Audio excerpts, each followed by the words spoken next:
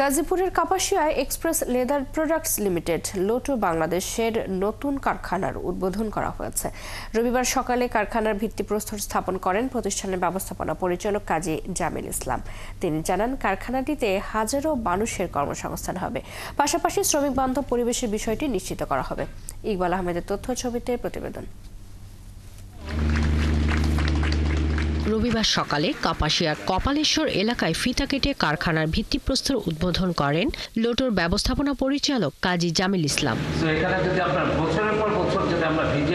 পরে তিনি জানান, নতুন এই কারখানায় 2000-এরও বেশি মানুষের কর্মসংস্থান হবে। পণ্য উৎপাদনে অত্যাধুনিক মেশিন ব্যবহার ছাড়াও শ্রমিকদের প্রশিক্ষণের মাধ্যমে দক্ষ জনবল হিসেবে গড়ে তোলা হবে। পাশাপাশি পণ্য রপ্তানি করে দেশে আসবে বৈদেশিক মুদ্রা। সরকারের কাছে আমার একটাই জিনিস বলার হচ্ছে, আমাদের মতো অনেক কারখানা সারা বাংলাদেশে আছে। ইটস নট অনলি শুজ, কারু পণ্য বিদেশে রপ্তানি হয়, তাদেরও যদি সুযোগটা দেয় যে এক্সপোর্ট ইনসেন্টিভ, তাহলে আরও বেশি কর্মসংস্থান হবে, আরও বেশি বৈদেশিক মুদ্রা অর্জন হবে, আরও বেশি আমরা এক্সপোর্ট করতে পারবো। কারখানায় নতুন কর্মসংস্থান তৈরি হওয়ায় খুশি এলাকাবাসী। জানান, এটি এলাকার উন্নয়নেও গুরুত্বপূর্ণ ভূমিকা রাখবে।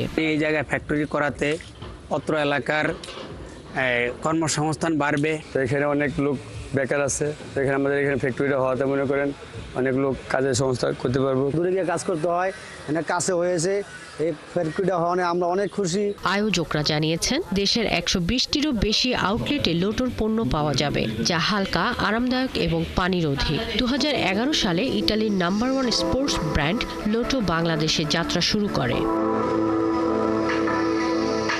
শাকিলা শম্পা, 71।